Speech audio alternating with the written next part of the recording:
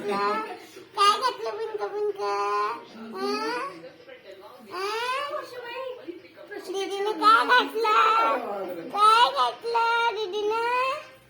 या मोठ्या दीदीने काय घातलं? Pink pink?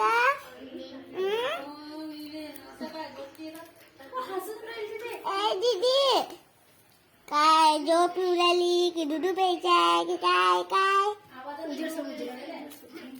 ऐ बोरी, ऐ बोरी, काय काय काय?